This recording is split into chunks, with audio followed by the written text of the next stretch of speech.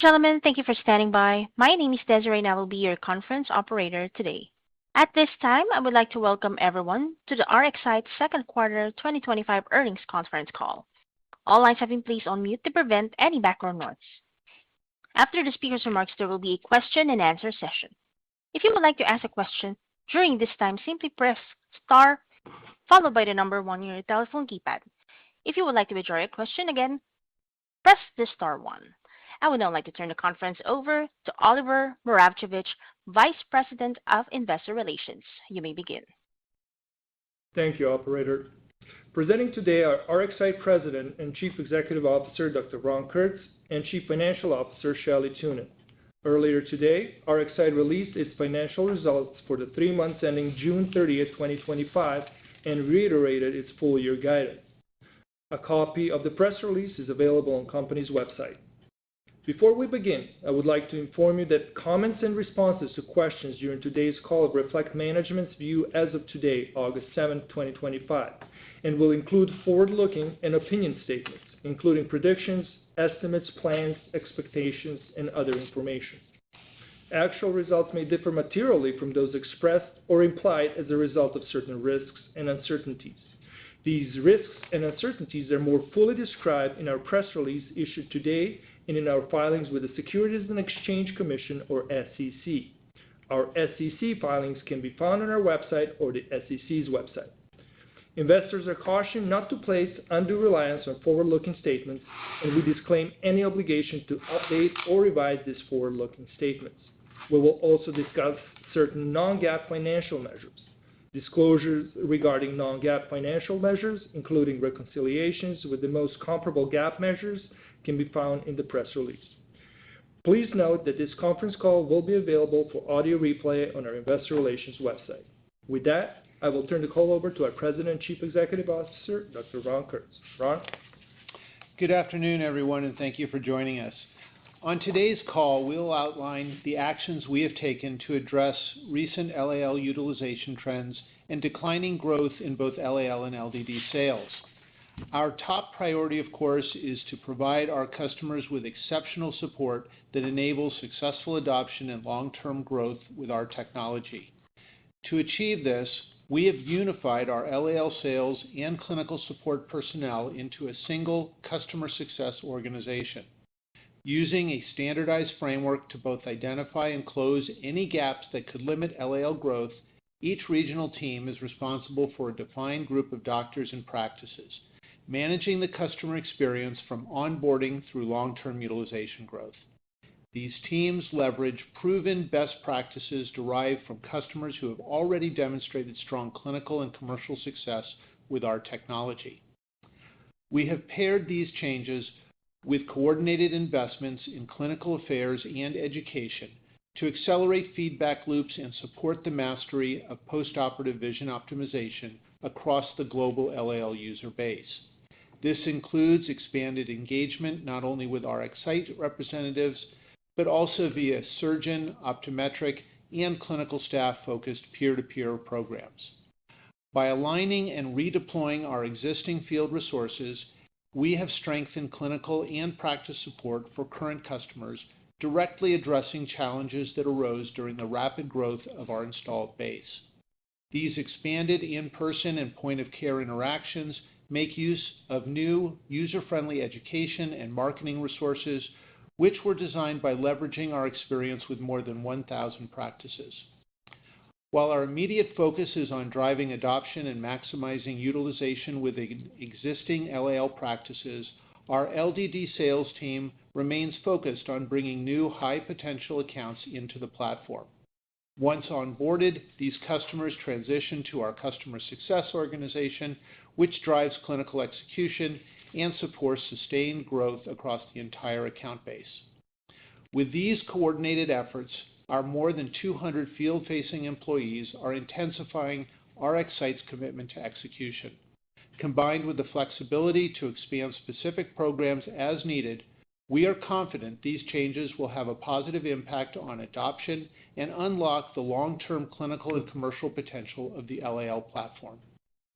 With that, I'll turn things over to Shelley to take us through the financial results for the second quarter and reaffirm guidance. Thank you, Ron. Good afternoon, everyone.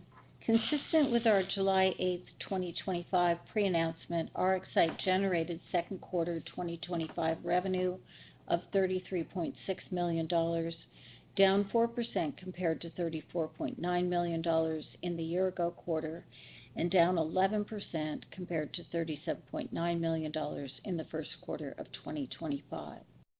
During the quarter, we sold 27,380 LALs and generated $27 million in LAL revenue, up 13% compared to the second quarter of 2024 and down 1% compared to the first quarter of 2025.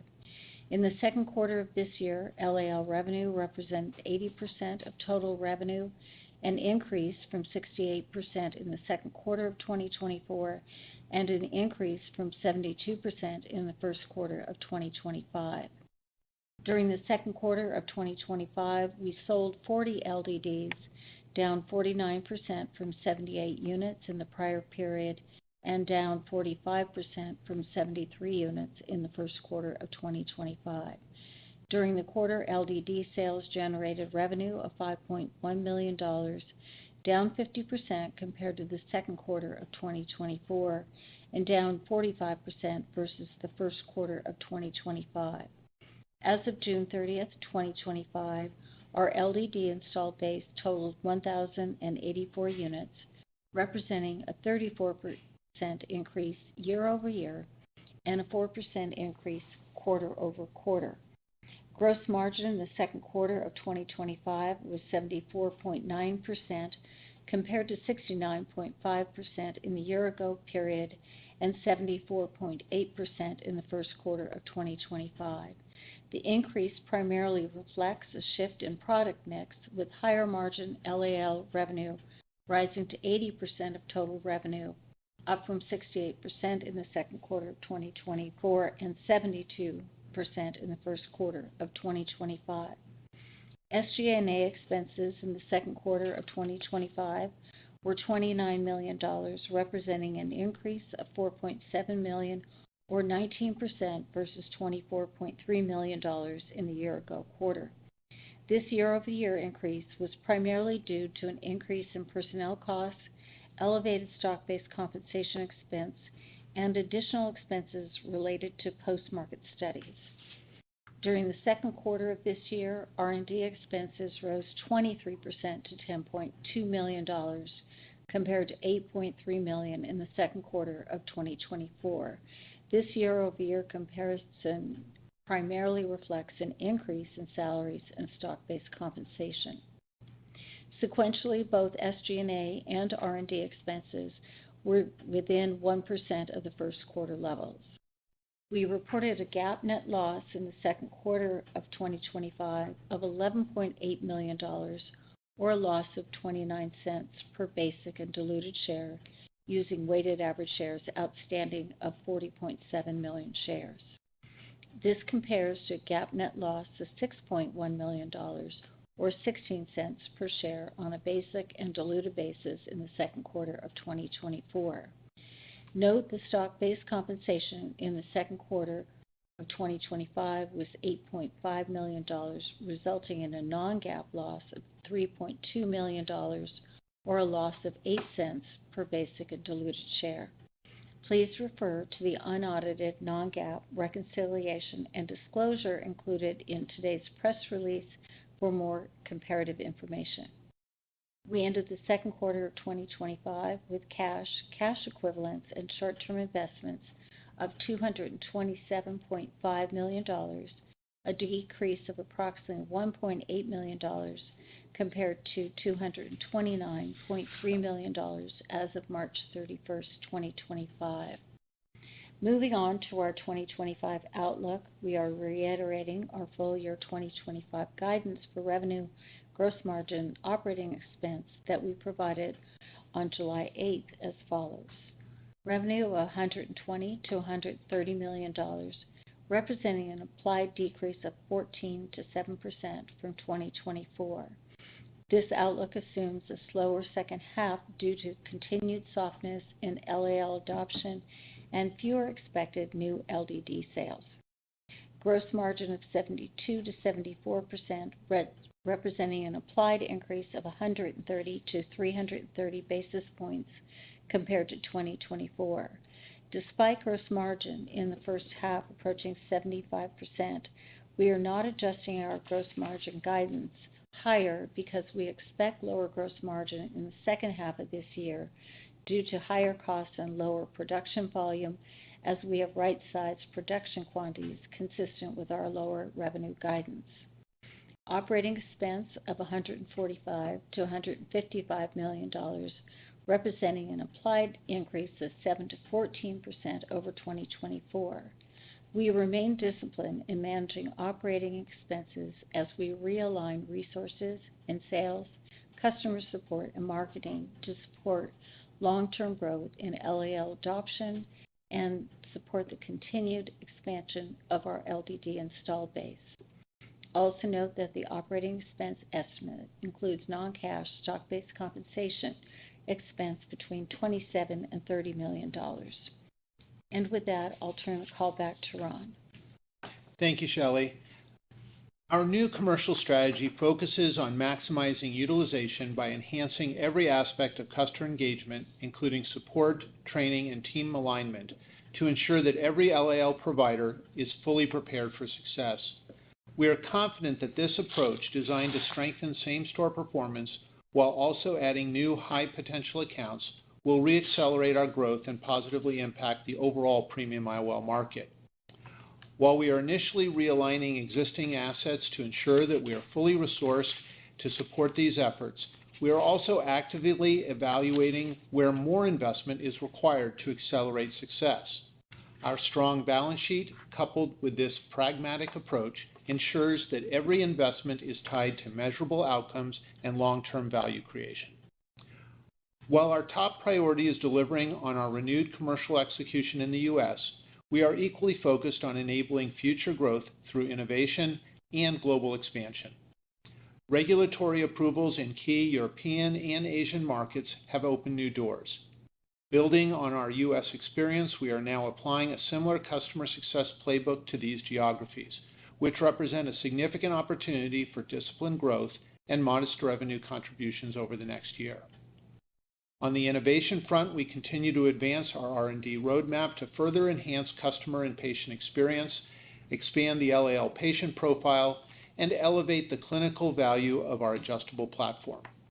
Our primary initiatives include refining the postoperative workflow and pursuing next-generation platform capabilities to facilitate easier adoption of postoperative adjustability, offer greater flexibility for physicians, and extend accessibility to an even broader group of patients. As we shared earlier this week, we have also strengthened our strategic council with the appointment of Raymond Cohn to our board of directors. Ray brings decades of experience building and scaling high-growth medtech companies, and his insights have already proved invaluable as we execute across the next phase of growth. In closing, our conviction in the long-term potential of the LAL platform has never been stronger. With a refined go-to-market strategy and a unified focus on customer success, we believe RxSight is well positioned to drive durable value across clinical, commercial, and shareholder dimensions. With that, I'll ask the operator to open the call for questions. Thank you. We will now begin the question and answer session. If you have dialed in and would like to ask a question, please press star 1 on your telephone keypad to raise your hand and join the queue. If you would like to withdraw your question, simply press star 1 again. If you are called upon to ask your question and are listening via speakerphone on your device, please pick up your handset to ensure that your phone is not on mute when asking your question. Again, press star 1 to join the queue. We do request for today's session that you please limit to one question and one follow-up question. Thank you.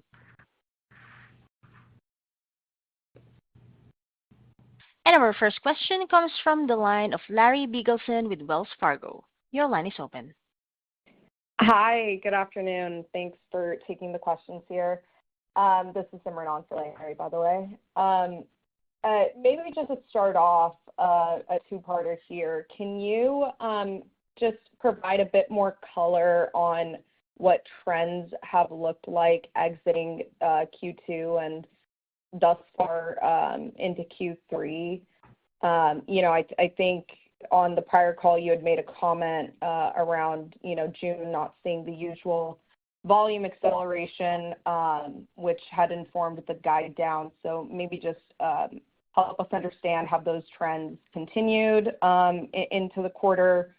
And then for the second part of the question there, for the people who have updated their models since the Q2 pre-announcement, I'm seeing around $26 million for Q3. So are models properly calibrated now? So thank you for your questions.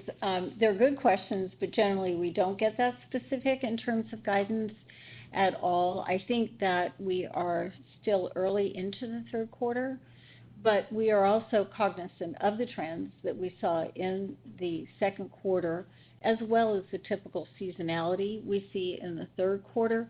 So I think that I don't think I have anything to comment different than that, as we are in the third quarter right now, in the beginning of the third quarter.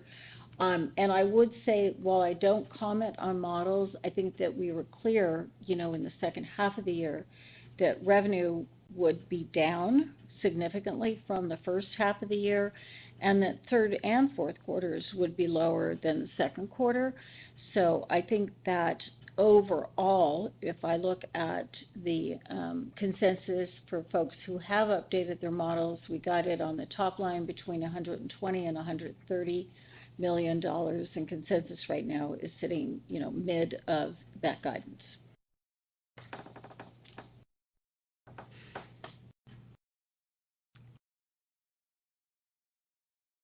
Our next question comes from the line of Robbie Marcus with JP Morgan. Your line is open. Great. Thanks for taking the questions. Two for me.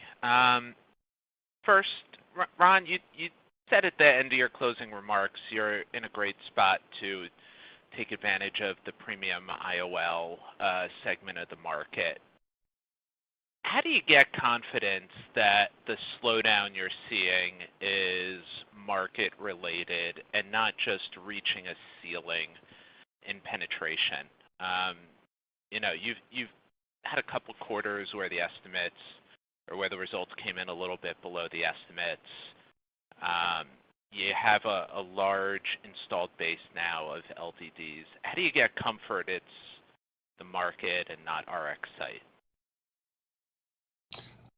Well, I don't think, Robbie, that we've laid this on the market. We think that the market generally is, the market's going to do what the market is going to do. It's generally been good. The premium IOL market is an area where doctors are focused.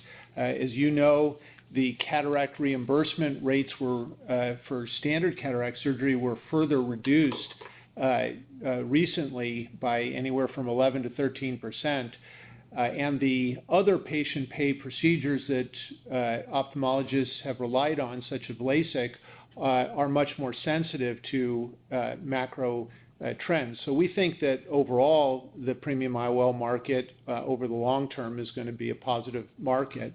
And because we have now a very large base, installed base, we see that we can, with some of the changes that we've outlined here, we can really leverage that install base for growth. Again, we don't have to only depend on continued penetration of the market, which we also believe is that we have confidence that we'll be able to do. But we also have a large base of customers who we feel are, just based on the distribution, that they can continue to grow their utilization of LAL. And that's where we're really focused with some of the changes that we've talked about.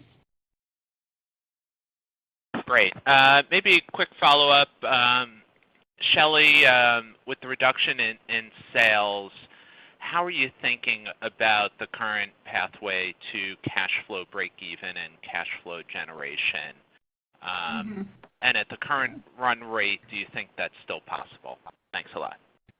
Yeah, well, we hadn't previously given guidance on when we would hit cash flow break even.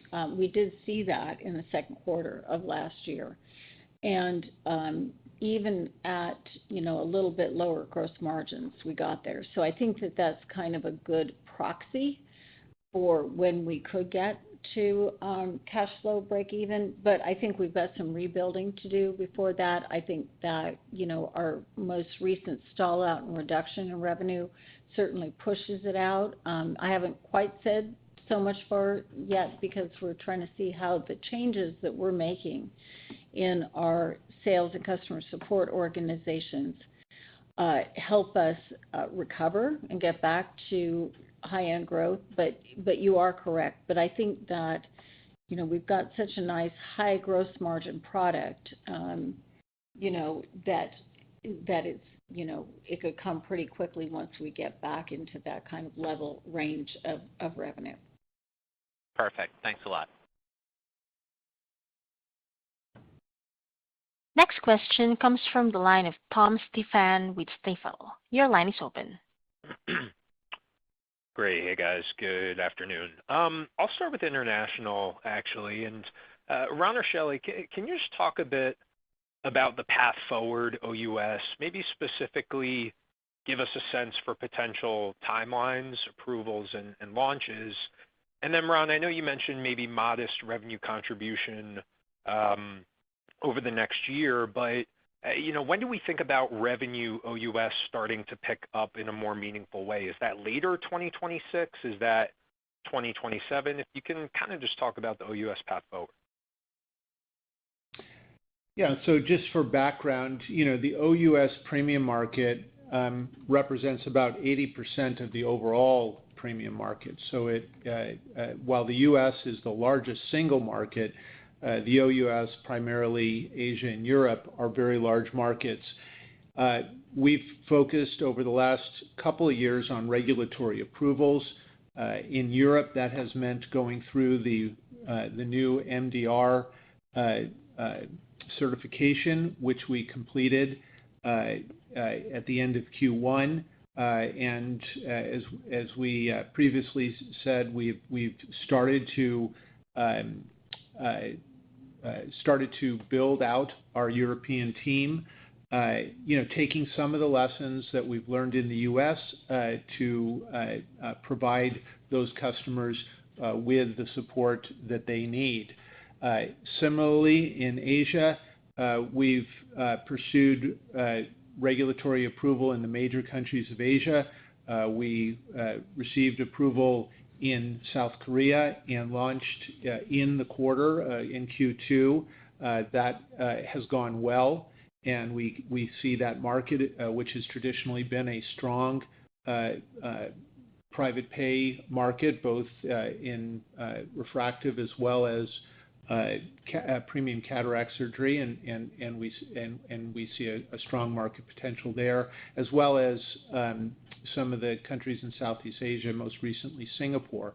The large countries, Japan, China, they have longer regulatory cycles. We're in those regulatory cycles, and we'll certainly update folks as we get additional information.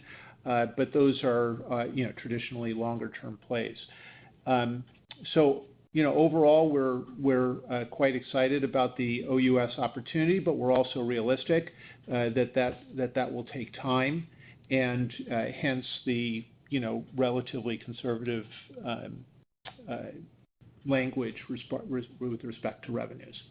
Do you want to add anything, Shelley? Yeah, I think in the press release, obviously, we talked about the fact that, cases were starting in South Korea as well as Singapore quite recently. And those are nice accounts for us. And we think that, in particular, the South Korean market is an excellent one. But as Ron says, it takes time to develop. And would you add anything? I know you've been over to Korea a couple times, Ron. We're the Korean ophthalmologic practice is very sophisticated. It's very much directed to advanced technologies and private pay. We've had a nice reception there to date. But again, the first step in all of these markets after regulatory is KOL development, generation of in-country data, just like we did in the U.S., where we're able to establish the combination of high-quality vision that can be customized for that individual patient, which is a unique and disruptive product offering in that market. And we need, and again, we've learned a lot, just as we have in the U.S., on the different facets of gaining that expertise with postoperative adjustment, and certainly we are translating that to our commercialization efforts outside the U.S. Thank you. Got it. That's great. Super helpful. And then a quick follow-up just to pivot to guidance. I think back half revenue implies around $10 million, somewhat wide range, but understandable. Ron or Shelley, can you just give us a sense for sort of assumptions or what the drivers would be that would either kind of take you to the low end of that 2H implied guide, as well as, I guess, more importantly, the high end, and what direction are we kind of trending in within that range, just based on what you've seen so far in the quarter? Thanks. Yeah, I assume when you're talking about $10 million, you're talking about LDD revenue. When you said about $10 million in the second half, I assume you're talking about LDD revenue. And that's total, not a bad... Total revenue? Sorry. Total revenue? 120 to 130. Oh, I misunderstood you. Okay, I'm sorry. The 120 to 130. Yeah, I think most people are sitting at the mid of the guidance. I think that, where we could have down, at the lower end at 120, it could be primarily driven by lower LDD sales rather than higher in terms of the mix. At the high end of guidance at 130, I think it would be probably fourth quarter seasonality driving LAL sales. So, it's pretty tight guidance, but I think those would be the two factors that might play into low end, high end. Got it. That's great. Thanks, Shelley. Thanks, Ron. Thank you.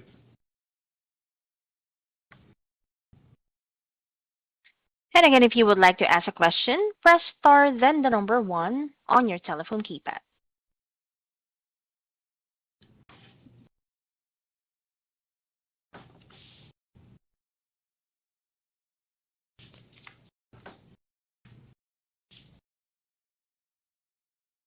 There are no further questions at this time. I would like to turn the call back over to our CEO, Ron Kurtz, for closing remarks. Well, thank you all for your time and attention today. We appreciate your interest in RxSight, and we look forward to updating you on our progress in future calls. Goodbye. Ladies and gentlemen, that concludes today's call. Thank you all for joining, and you may now disconnect.